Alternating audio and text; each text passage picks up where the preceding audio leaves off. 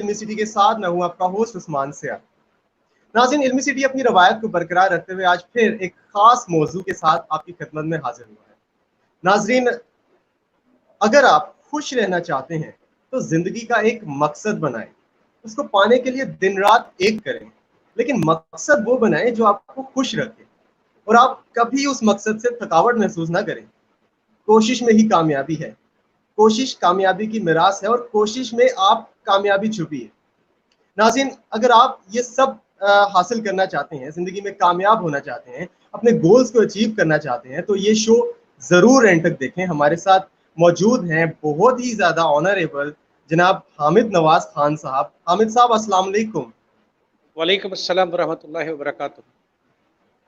नाजरीन, हम हामिद नवाज खान साहब से बात करेंगे आज गोल्स की अहमियत में और किस तरह हम जिंदगी में गोल्स को अचीव कर सकते हैं, इस सब पर हम बात करेंगे। अगर मैं हामिद नवाज खान साहब का तारुफ कराता चलूं तो एक तवील वक्त दरकार होगा, लेकिन फिर भी एक मुख्तसर सा तारुफ मैं हामिद नवाज खान साहब का जरूर आपकी खिदमत में रखूंगा।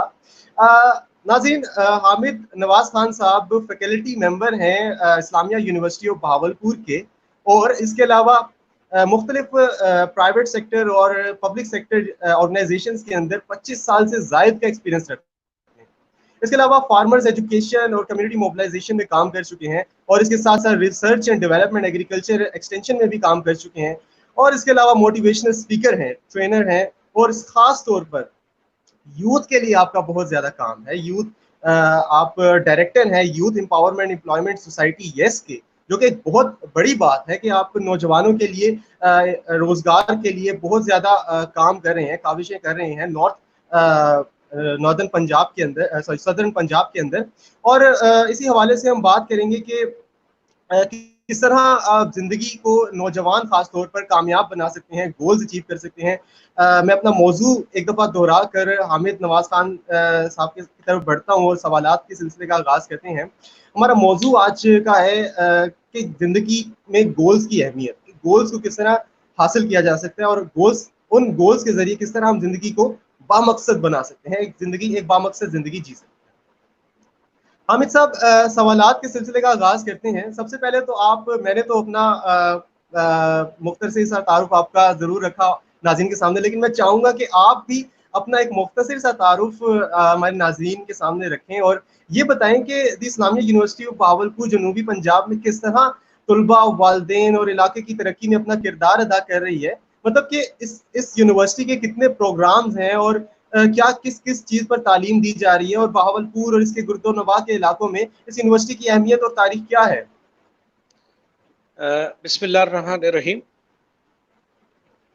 शुरू अल्लाह के नाम से जो मेहरबान है, उसके कुन फयकून से पूरी कायनात का वजूद अमल में आया और उसकी रहमतें, उसकी बरकतें बेशुमार हैं। हम इबादत के ज़रिए, अज़कारुल्लाह के ज़रिए उसकी नेमतों का शुक्र अदा करते हैं। और इस वक्त भी मैं मशकूर हूँ अल्लाह की रहमत का कि उसने मुझे इस काबिल बनाया कि आज मैं इस मकाम पर बैठा हूँ और लोगों के लिए पिंदो नसाहे का सिलसिला जो है उसका एक हिस्सा हूँ। अनवर, जैसे आपने कहा कि success is the progressive finalisation and realisation of the worthy goals.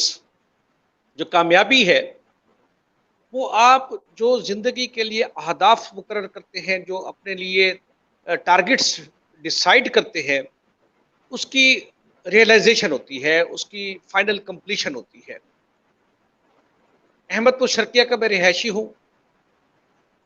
Government ऐसे हाई स्कूल अहमदपुर शर्किया से इब्तदाई तालीम हासिल की, 10वीं तक वहीं पढ़ता रहा। और मैं बताता चलूँ कि मेरा स्कूल, मेरा मदरसा शहर का बेहतरीन और एक मरकज़ी दरसगाह था और अब भी है। अच्छा, इसकी तारीख बहुत पुरानी है और अहमदपुर शर्किया जो है जीटी रोड पर वाक़ है और ट्रेन पर सफ़र करने वाले लोग डेरा नवाब साहब के नाम से स्टेशन आता है।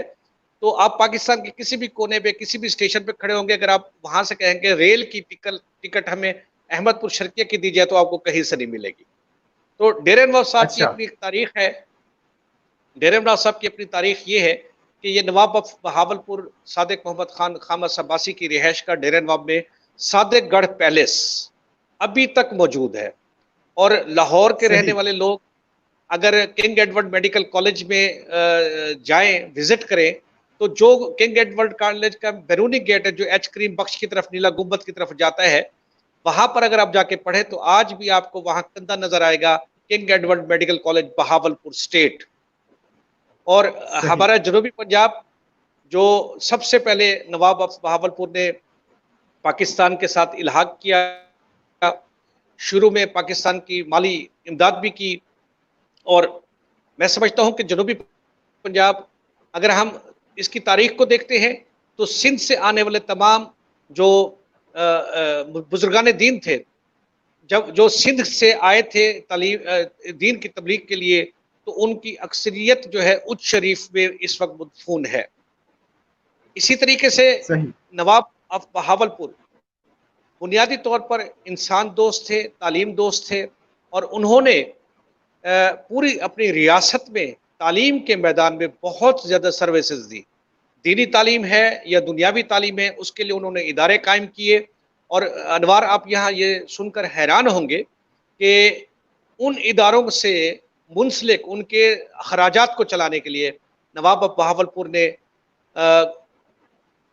कई एक सैकड़ों की तादाद में एकड़ अराजी वक्फ कर दी थी, ताकि उस अराजी की आमदनी से उन इदारों के जो अखराजात हैं तलबा तलबात के और असातिज़ा मुदर्रिसीन के चलाए जाए। तो मैंने सही। अहमदपुर शर्किया से एफएससी की फिर पोस्ट ग्रेजुएट कॉलेज डेरा नवाब साहब से, फिर ज़री यूनिवर्सिटी फैसलाबाद चला गया, वहाँ से ज़राअत के मैदान में मैंने अपनी तालीम मुकम्मल की। तो अब आप देखते हैं कि जब मैं बच्चा था तो मेरे टारगेट्स थे, मेरे ख्वाब थे। मैंने डॉक्टर बनना था, डॉक्टर नहीं बन सका, उसके लिए अनथक कोशिश की मैंने। लेकिन हम्म। मैन प्रपोजेस गॉड डिस्पोजेस वाली बात है कि मेरा एमबीबीएस में दाखिला ना हुआ। उसके बाद फिर जब हम आया मैं अपने प्रैक्टिकल लाइफ में, तो मल्टीनेशनल से मैंने अपनी करियर का आगाज़ किया। मेरे वालिद मोहतरम एक स्कूल टीचर थे, अल्लाह उनको गरीक रहमत करे, बहुत ही नामी ग्रामी उस्ताद थे। तो मेरी ज़िंदगी का मकसद ये था, जब मैंने अपनी डिग्री कंप्लीट की, तो एक उस्ताद चूँकि मुआशरे में बड़ी मेहनत करता है, मेरे छोटे बहन भाई फैमिली थी, तो मेरा एक टारगेट था कि मैंने एक ऐसा जॉब शुरू करना है कि फौरी तौर पर, माली तौर पर, समाजी तौर पर मैं अपनी फैमिली को कुछ पुश अप कर सकूँ, उनको कुछ अपग्रेड कर सकूँ। तो सही। मैंने अपनी ज़िंदगी प्राइवेट सेक्टर से शुरू की। और प्राइवेट सेक्टर में आपको पता है कि काम करने के जो मौके हैं बहुत होते हैं, सीखने के मौके बहुत होते हैं, टफ असाइनमेंट्स होती हैं, टारगेट्स होती हैं, डेली बेस पे आपकी अकाउंटेबिलिटी होती है। क्योंकि अब हम वहीं आते हैं कि प्राइवेट सेक्टर रोज़ाना की बुनियाद पर अपने अहदाफ मुकर्रर करते हैं, और रोज़ाना की बुनियाद पर अकाउंटेबिलिटी होती है, ताकि वो 365 दिन के जो अहदाफ, उनको 365वें दिन जाके एहसास हो कि वो अचीव नहीं हुए। वो रोज़ाना की बुनियाद पर ये काम करते हैं। इस वजह से हम देखते हैं कि ऑल ओवर दी वर्ल्ड जो प्राइवेट सेक्टर है, वो ग्रूम करता है, ग्रो करता है, और प्राइवेट सेक्टर में रहने वाला जो एम्प्लॉई है, वो भी ग्रो करता है। तो अब फ़र्क यहाँ मैं ये बताना चाहता हूँ कि जो अहदाफ का तयन करना होता है, वो ज़रूरी होता है। दूसरा, आपके सही। सवाल का हिस्सा, कि मैं खुशकिस्मत हूँ, इस्लामिया यूनिवर्सिटी बहावलपुर का faculty of agriculture and environmental sciences में इस वक्त मैं फैकल्टी मेंबर हूँ। मेरा जो मजमून है वो है तौसीए तालीम। एग्रीकल्चर के वैसे बहुत सारे सब्जेक्ट्स हैं, जिसमें सॉइल साइंस है, एंटोमोलॉजी है, एग्रोनॉमी है, forestry range management and wild life है, और हार्टिकल्चरल साइंसेज है, प्लांट ब्रीडिंग जेनेटिक्स है, प्लांट पैथोलॉजी है, बहुत सारे हैं। अब उसमें क्लाइमेट चेंज को भी आप कह सकते हैं, फूड प्रोसेसिंग को भी कह सकते हैं, नेचुरल रिसोर्स मैनेजमेंट भी कह सकते हैं। बहुत सारी एग्रीकल्चर की सही। डोमेन्स हैं। मेरा जो डोमेन है वो है तौसीए तालीम। तो मेरा काम सही। ये है कि जो तहकीक है, जो तालीम है, उसको मैंने फार्मर कम्युनिटी तक, स्टेक होल्डर्स तक उसको ट्रांसफ़र करना है। अब कैसे, सही। उसके लिए मुझे एक्सपर्टीज़ चाहिए। मुझे उन्हीं की तरह उठना बैठना होगा, उन्हीं की ज़बान सीखनी होगी, उन्हीं के कल्चर को देखना होगा, उन्हीं की ज़रूरियात को ज़हन में रखना होगा, उन्हीं की तरह। जब मैं उनकी तरह जाके उनकी कम्युनिटी में जाके रहता हूँ। हमारा एक्सटेंशन का मोटो यही है कि live like farmers, do like farmers, go to farmers, talk like farmers, then they will understand your language, then they will understand and accept your knowledge. तो सही। इस्लामिया यूनिवर्सिटी जनूबी पंजाब में तालीमी एतबार से एक यहाँ के लोगों के लिए बहुत बड़ा कुदरत का तोहफा है। सही। और मैं यहाँ बेहतरीन जी। अनवार ये भी जी, मैं यहाँ ये भी हामिद ज़िक्र नवाज करना खान चाहता हूँ साहब। कि जी, जी, जी। जी जी, फरमाइए। हाँ, इस्लामी यूनिवर्सिटी बहावलपुर में इस वक़्त जो हमारी 6 फैकल्टियाँ थी, उसको बढ़ाकर 13 फैकल्टियाँ कर दिए गए हैं और सही। 123 हमारे डिपार्टमेंट थे, जिनको बढ़ाकर 160 डिपार्टमेंट कर दिया गया है। और मैं समझता हूँ कि जनूबी पंजाब में जो अनप्रिविलेज्ड एरिया है, उसमें इतने ज़्यादा डिपार्टमेंट और इतनी ज़्यादा फैकल्टीज़ का होना बहुत बड़ी बात है। और ये सारा सेहरा जाता है इस वक्त जो हमारे मौजूदा वर्दी वाइस चांसलर हैं, प्रोफेसर डॉक्टर इंजीनियर अतहर महबूब साहब। और ये जिक्र भी करना मैं बहुत ज़रूरी समझता हूँ कि वो इस वक्त पाकिस्तान में, जिस वक्त कोविड-19 ने पूरे तमाम ज़िंदगी के जो हालात थे, ज़िंदगी के जो शोबा है ज़िंदगी थे, उसको लपेट में लिया, तो तदरीस का जो अमल था वो भी मुलतवी हुआ। लेकिन प्रोफेसर डॉक्टर सही। इंजीनियर अतहर महबूब साहब ने सबसे पहले लीडिंग रोल अदा करते हुए एलएमएस या ऑनलाइन टीचिंग का आगाज़ कर दिया। और इस वक्त पाकिस्तान में एक लीडराना या रहनुमा कायदाना किरदार अदा करते हुए हमारे तमाम इवन एमफिल पीएचडी तक के जो असेसमेंट्स हैं, जो वाइवे हैं, ऑनलाइन हो रहे हैं, ताकि तलबा तालिबात का कीमती वक्त भी ज़ाय ना हो और उनको किसी तरह का माली नुकसान सही। भी ना हो। जी। ठीक है। हामिद नवाज खान साहब, आपने बहुत ही ज़्यादा अहम इंफॉर्मेशन नवाब बहावलपुर के हवाले से और जनूबी पंजाब के हवाले से, इसके अलावा बहावलपुर इस्लामिया यूनिवर्सिटी के हवाले से आपने इंफॉर्मेशन शेयर की। मेरा ख्याल है कि ये बहुत ही मुफीद होगी हमारे नाज़रीन के लिए। हम गुफ्तगू को आगे बढ़ाते हैं। हम लोग हामिद नवाज खान साहब से बात कर रहे हैं किस तरह गोल्स आपकी ज़िंदगी को बामकसद बना सकते हैं। तो नाज़रीन, मैं आपसे गुजारिश करूंगा कि अगर आपके ज़हनों में गोल से रिलेटेड, अपनी ज़िंदगी के मकासद से रिलेटेड कोई भी सवाल आपके जहनों में अगर है, तो आप पूछने से मत कतराइएगा। हामिद नवाज खान साहब हमारे साथ मौजूद हैं, आपके सवालों का ज़रूर जवाब देंगे। हामिद नवाज खान साहब, मेरा आपसे अगला क्वेश्चन ये है कि किस तरह हम जिंदगी को खुशहाल तरीके से गुजार सकते हैं। देखिए, खुशी जो है पैसों से नहीं मिलती। खुशी ज़हनी कैफ़ियत का नाम है, खुशी एक नेमत है, खुशी हमारे रवैयों का रिफ्लेक्शन है।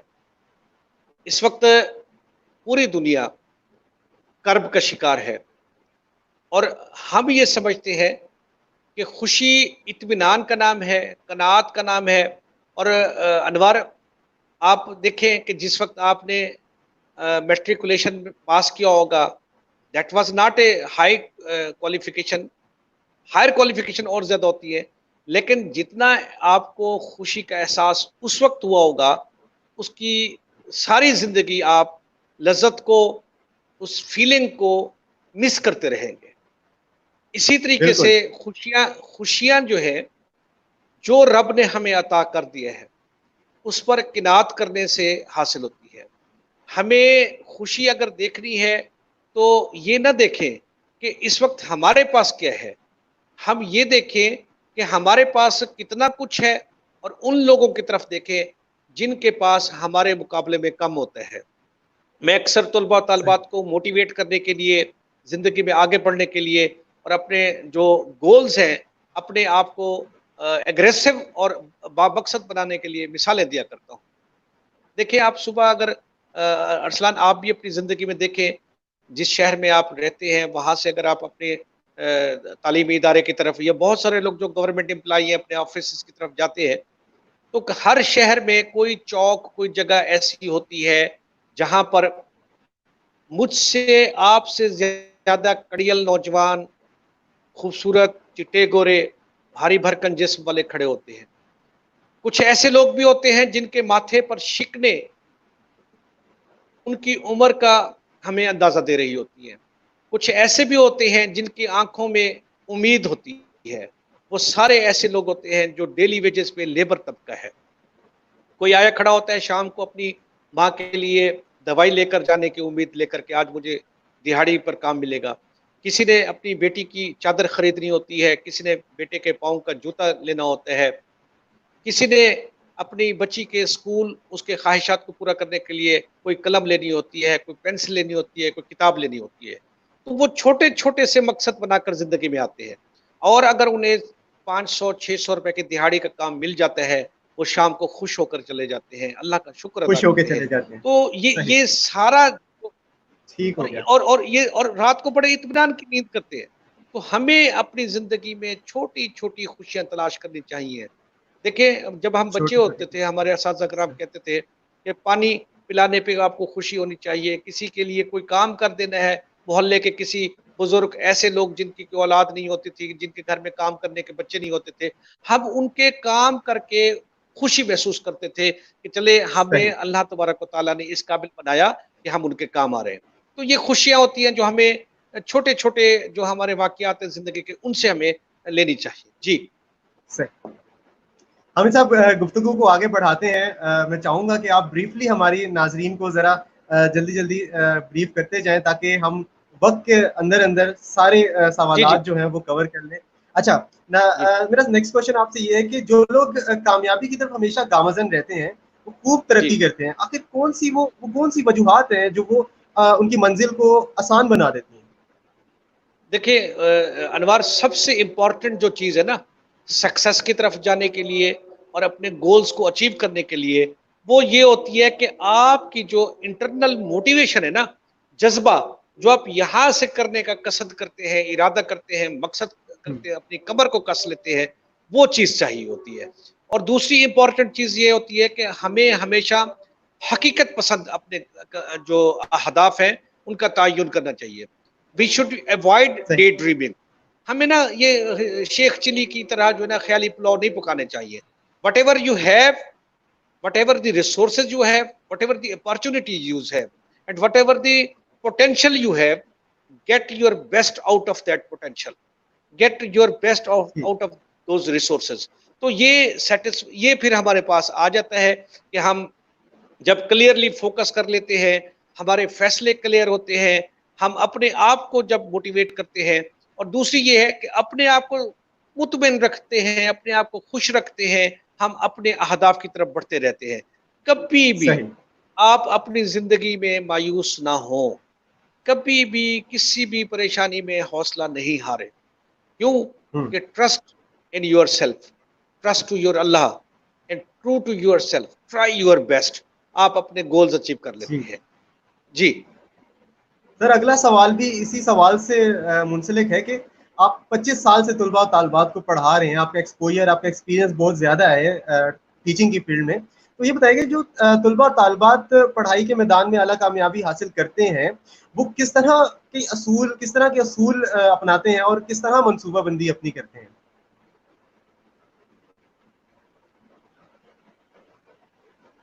देखिए, जो हमारे तलबा तालिबात होते हैं, उनको चाहिए कि अपने जो गोल है, अपनी जो ज़िंदगी के मकसद है, वो तालीम हासिल करने के लिए आते हैं ना। तो उनको अपने शॉर्ट टर्म जो अहदाफ हैं, जो गोल्स हैं, वो बनाने चाहिए। एक टर्म यूज़ की जाती है ह्यूमन रिसोर्स मैनेजमेंट में, the goals always must be smart, SMART।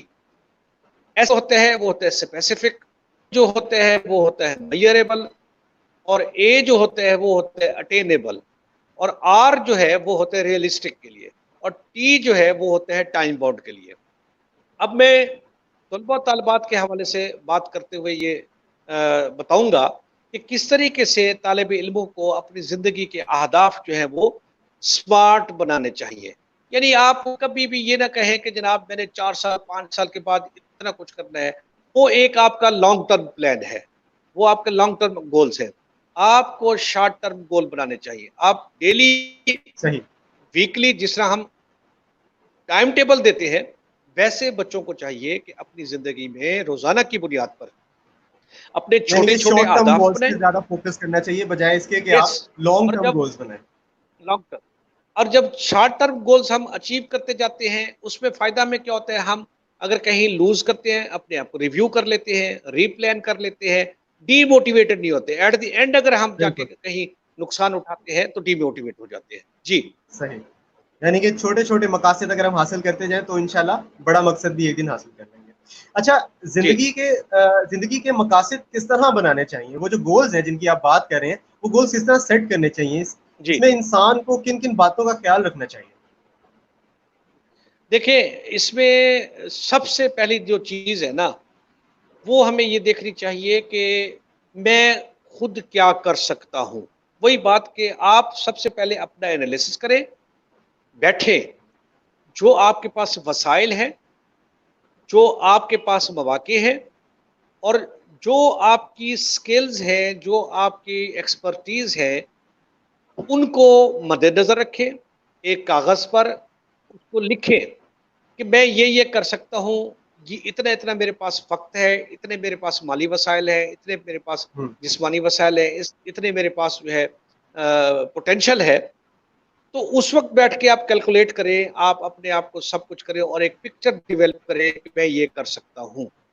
इसको हम वही रियलिस्टिक अप्रोच की बात करते हैं। हमें सही। हकीकत पर मबनी अपनी ज़िंदगी को डिज़ाइन करना चाहिए।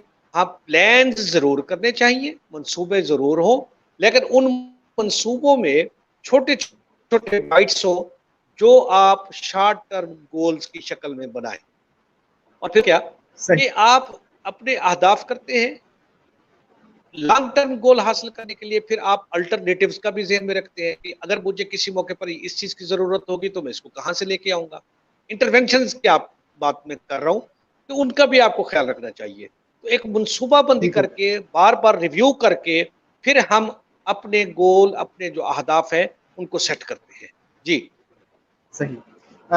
ना आगे बढ़ने से पहले मैं एक दफ़ा फिर अपना मौज़ू दोहराता चलूँ जो ऑडियंस जिन्होंने हमें अभी जॉइन किया है उनके लिए, कि हम लोग बात कर रहे हैं कि किस तरह हम अपने गोल सेटिंग के ज़रिए अपनी ज़िंदगी को बामकसद बना सकते हैं। हामिद नवाज़ खान साहब हमारे साथ मौजूद हैं, हम उनके तजुर्बे से भरपूर फ़ायदा उठा रहे हैं।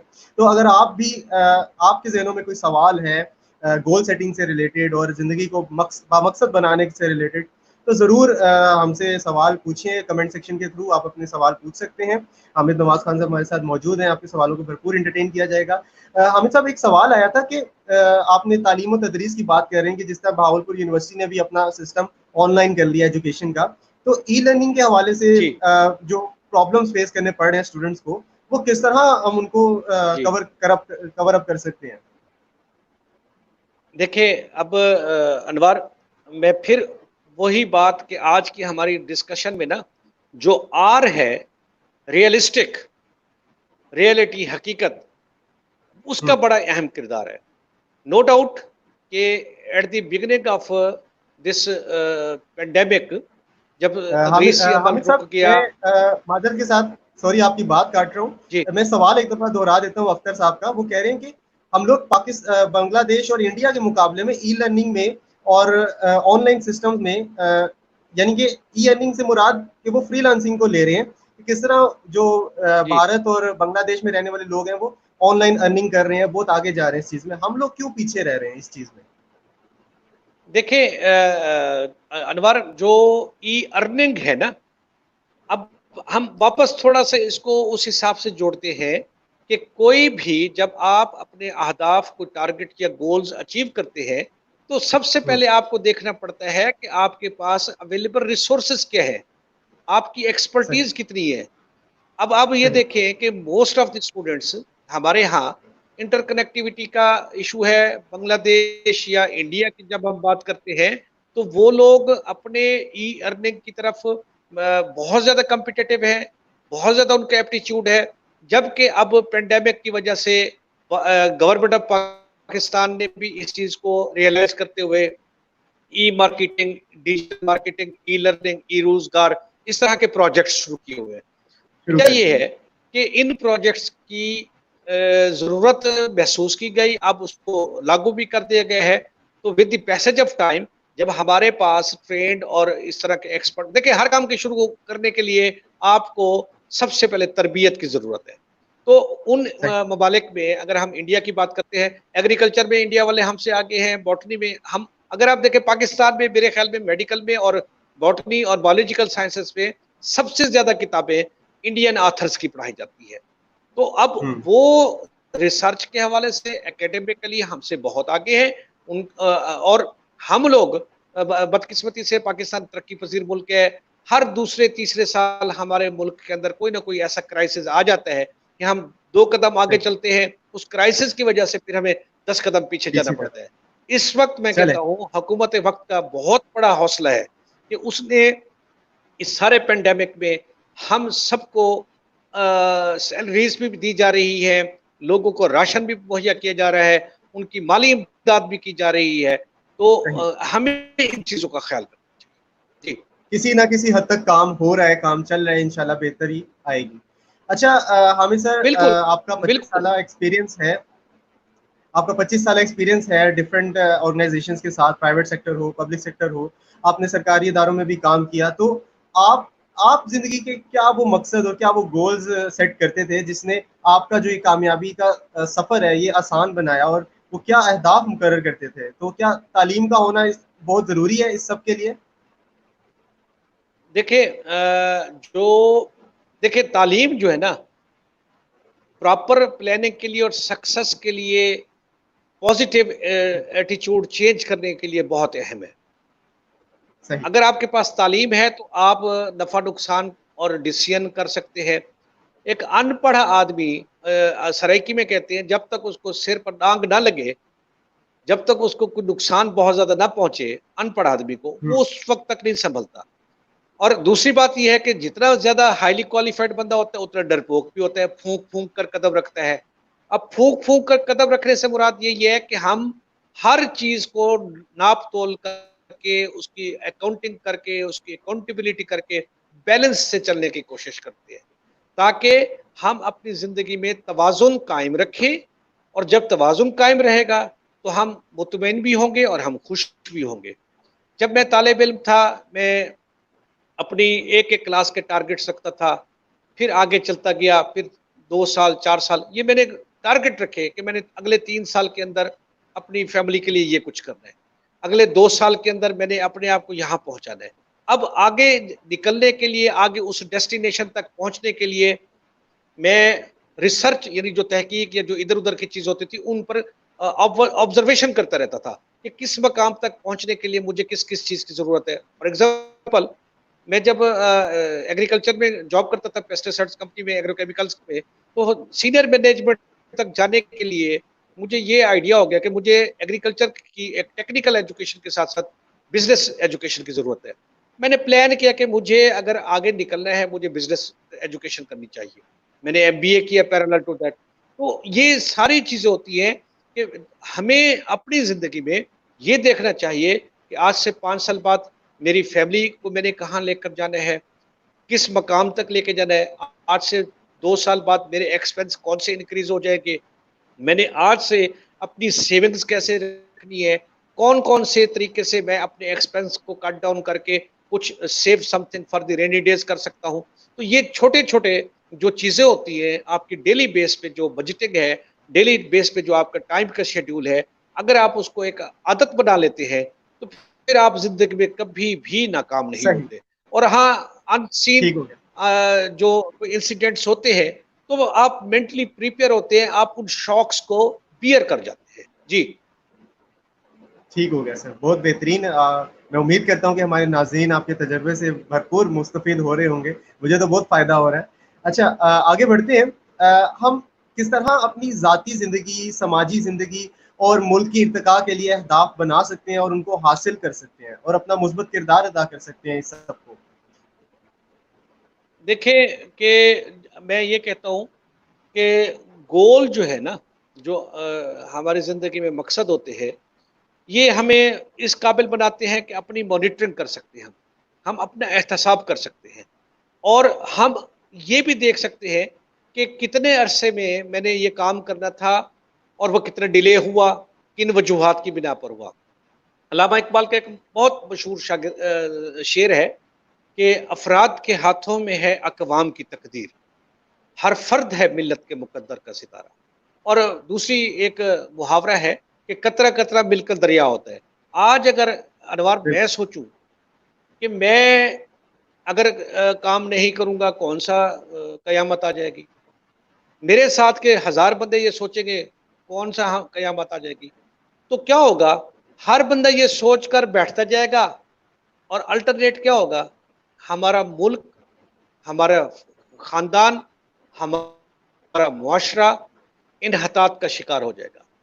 जो मुल्क, जो कौम और जो हमारे हुकूमत हमें बेनिफिट्स देती है, हमें सहूलतें देती है, वो हमें we are getting our rights,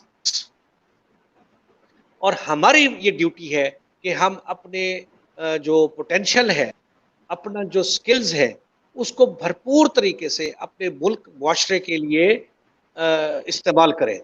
और जब एक एक सही। फर्द अपनी अपनी अदालत में खुद जवाबदेह होकर, खुद एहतसाबी करके अपने काम को सही करता जाएगा, तो मैं समझता हूँ कि कुल बनकर हम एक यूनाइटेड बनकर अपने मुल्क को आगे लेके जा सकते हैं। देखें सही। स्पोर्ट्स को, देखें ना, अकेला बॉलर, अगर अकेला बैट्समैन, अकेला फील्डर या अकेला विकेट कीपर क्रिकेट में मैच नहीं जितवा सकता।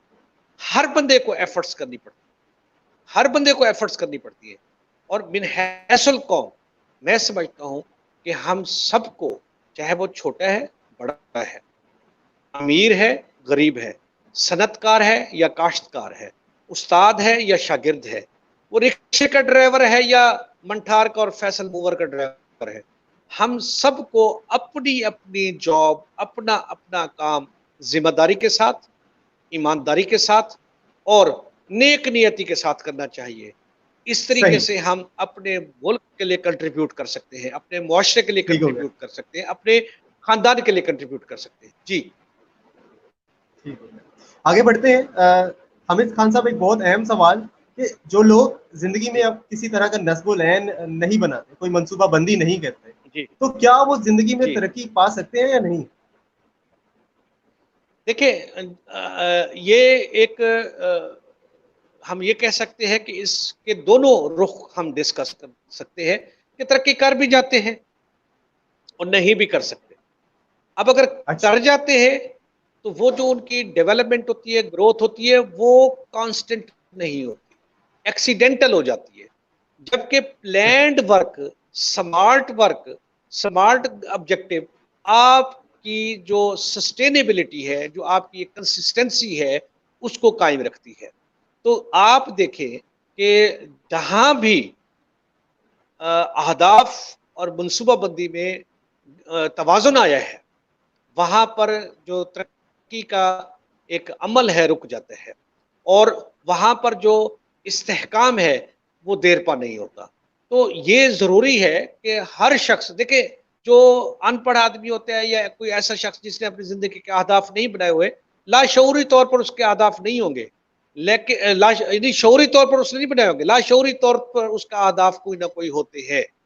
और ये तो मैं इसका तयक्कुन से कहता हूँ कि आप देखें, अगर आप पानी पीने का इरादा करके नहीं उठेंगे तो आपका वो मकसद है, ठीक है, हम ये कह सकते हैं कि इरादा अगर हम कर लेते हैं तो वो भी तो अपने एक गोल सेट कर लिए। जैसे हम जब स्टूडेंट होते हैं या अब भी अगर जो तबलीगी जमात के दोस्त आते हैं, बुजुर्गान दीन आते हैं, वो ये कहते हैं कि बस आप एक दफा इरादा कर ले, इरादा आप करें, इरादा। इंशाल्लाह आप निकल पड़ेंगे। यानी इसका मतलब क्या है निकल। कि मोटिवेट करना है, आपने कोई ना कोई हदफ बनाना है, आज कल 2 साल बाद 4 साल बाद मैंने निकलना है। सही। तो ये जिंदगी का हमारा है कि हमें हर सूरत में शऊरी तौर पर या लाशऊरी तौर पर कोई ना कोई हमारे जहन में मकसद मौजूद होता है।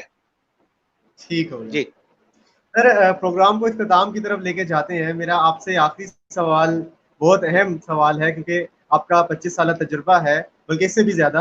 तो आप ये बताएं कि आपको कोई प्लेटफॉर्म है कि जिसके ज़रिए आप बच्चों या तुलबा तालिबा नौजवानों में ज़िंदगी गुजारने और रोज़गार को हासिल करने की तरबियत देते हैं या मुशावरत देते हैं, तो वो जी प्लेटफॉर्म क्या है, उसके अगराज़ व मकासद क्या है, और किस तरह नौजवान इस तक रसाई हासिल कर सकते हैं?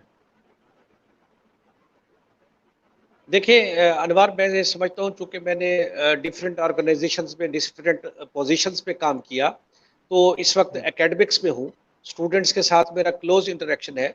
तो मैं ये समझता हूँ कि अगर ह्यूमन रिसोर्स मैनेजमेंट और एम्प्लॉयबिलिटी के हवाले से देखते हैं, तो हमारे स्टूडेंट्स के साथ के पास जो है ना, वो जो सीज़ है वो नहीं है, ईज़ उनके पास है, लेकिन सीज़ नहीं है। यानी वो एम्प्लॉयमेंट के लिए भी और जो उनकी एजुकेशन है, उसके लिए उनके अंदर कॉम्पिटेंसीज़ नहीं है। देखिए, आपकी डिग्री एक एंट्री है, लेकिन आपकी हम्म, प्रोग्रेस आपकी कॉम्पिटेंसी है, आपकी क्वालिटीज़ है। मैंने इस ज़रूरत को महसूस किया और एक छोटा-सा प्लेटफ़ॉर्म बनाया हुआ है, जो यूथ अच्छा। एम्पावरमेंट एंड एम्प्लॉयमेंट सोसाइटी के नाम से है, यीस के नाम से। तो मकसद ये है कि ये जो हमारे नौजवान है ना, ये जो नौजवान तबका है, ये हर वक्त लड़ने के लिए और कर गुजरने के लिए तैयार होता है। तो अगर इन नौजवानों को हम इनकी नॉलेज बिल्डिंग करें, इनकी नॉलेज एनहांसमेंट करें, इनकी सेंसिटाइजेशन कर दें, इनकी इनको शऊर यानी अवेयरनेस दें, खुदा किसी तुझे किसी तूफ़ान से आशना कर दे। हम इनको आशनाई कराएँ, इनकी ट्रेनिंग करें, इनकी तरबियत और इनकी काउंसलिंग और गाइडेंस करें। तो एक दिन ठीक है। ऐसा आएगा कि ये बांग्लादेश और इंडिया के नौजवानों से ज़्यादा ई अर्निंग कर रहे होंगे। तो मैं इस प्लेटफ़ॉर्म की इंशाल्लाह। मदद से तलबा को मुख्तलिफ उनके समाजी रवैये, उनकी मुआशी ज़रूरियात के हवाले से, तालीमी ज़रूरियात के हवाले से, रोज़गार के हवाले से, किसी जगह इंटरव्यू करने के लिए भेजने से पहले उसको 2, 4, 5 दिन में ट्रेनिंग देता हूँ, ताकि वो जब इंटरव्यू देने जाए, तो सक्सेस रेट उसकी बढ़े, उसके सक्सेस के चांसेस बन जाए। तो ये प्लेटफ़ॉर्म है youth empowerment and employment society, और इसका जो मैंने मिशन रखा है, वो ये है कि बॉर्न टू सर्व। मैंने नौजवानों को ये कहना है, ये पैगाम देना है, उनकी सोच बनानी है कि मैं खिदमत करने के लिए पैदा हुआ हूँ। यानी जैसे कहा जाता है ना, खिज़र का काम करो। तो हमने नौजवानों को ये सर्विस ओरिएंटेड बनाना है, उनको सबमिसिव बनाना है, उनको हमने लोगों की खिदमत अब देखें, जो वॉलंटियर्स होते हैं ना, वॉलंटियर, वो ज़िंदगी में आगे निकलते हैं। उनको अनपेड भी अगर कोई जॉब्स मिलती है, वो करते हैं, और फिर जब अनपेड जॉब वो सक्सेसफुली कंप्लीट करते हैं, तो फिर उनको इतनी पेज़ मिलती है कि वो काउंट नहीं कर सकते। बिल्कुल। तो ये चीज़ है जिसकी वजह से जी। सही। चलें, बहुत शुक्रिया सर, हामिद नवाज़ खान साहब, आपने अपना प्लेटफ़ॉर्म येस के नाम से इंट्रोड्यूस करवाया हमारे शो के तवज्जुद से, और मैं उम्मीद करता हूँ कि जो हमारे नौजवान तालिब इल्म और यूथ ये शो देख रही है, वो भरपूर मुस्तफ़ीद हुई होगी और आपके प्लेटफ़ॉर्म तक ईज़िली अप्रोच करके आपसे मज़ीद जो है वो फ़ायदा हासिल कर सके इस सोसाइटीज़ के ज़रिए से। हामिद नवाज़ खान साहब, आपका बहुत-बहुत शुक्रिया, आप अपने अपना कीमती वक़्त आखिर हमारे में शो के लिए आखिर आखिर में आप और अपने आखिर फाइनल में वर्ड ज़रूर दिएगा।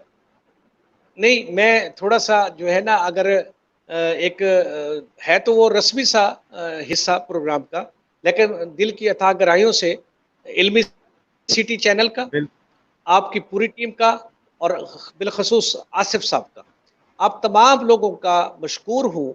दूसरे ग्रोहों की तरह, दूसरे ग्रुप्स की तरह आप भी इस कार्य खैर में देखिए, अब आपने भी मकसद सेट किया है कि हमने लोगों को इस कोविड के पेंडेमिक से निकालना है, ज़हनी अज़ियत से, इज़्तिराब से निकालना है, बिल्कुल, प्रोडक्टिव एक्टिविटी की तरफ ले गए हैं। तो ये भी एक मकसद है जो आप आगे लेके चल, और आप देखिए, आप लोगों की इस एफर्ट से अब हमारे मुल्क के अंदर बहुत सारे नौजवान एंकर बनते जा रहे हैं, उनको बोलना आ जाएगा, इंटरव्यू जब लेंगे, जब देंगे, तो वो नॉलेज एनहांस होगा। तो this is also a way to set goals to develop our community. तो मैं कहता हूँ, आप तमाम हज़रात, जितनी टीम है आपकी, आप हो गए, आसिफ साहब हो गए, दूसरे तमाम लोग जो ये काम कर रहे हैं, और मेरी तरह के जितने लोग टाइम निकालते हैं और आते हैं, हम सब इस मकसद के साथ काम ये कर रहे हैं। हमने इस मुआशरे को सुधारना है, यहाँ के नौजवानों को, यहाँ के लोगों को शऊर देना है, और ख़ास तौर पर कोविड-19 के हवाले से आखिरी एक शऊरी बात है, हदफ है कि अपनी पर्सनल हाइजीन, हाथों की सफाई, साबुन से हाथों को धोना है, बाहर निकलना है तो मास्क का इस्तेमाल करना है, हजूम में हमने सोशल डिस्टेंसिंग करनी है, खुद को बचाना है, दूसरों को बचाना है। इल्म सिटी और मेरा और आपका एक ही पैगाम है कि हम इंशाअल्लाह इस आजमाइश की घड़ी से कामयाब होकर गुजरेंगे। जरूर बाहर। Thank you very much once again. इंशाल्लाह। Thank you. Thank you so much sir. इंशाल्लाह आपको हम जो बुलाते रहेंगे इल्मी सिटी के प्लेटफॉर्म के ऊपर, और इंशाल्लाह नए मौजू के साथ नए दिन हम लोग हाजिर होंगे इल्मी सिटी के प्लेटफॉर्म से ही। तब तक के लिए अपने होस्ट उस्मान सियालवी को दीजिए इजाज़त। मिलते हैं नेक्स्ट प्रोग्राम में। अल्लाह हाफ़िज़। अल्लाह हाफ़िज़।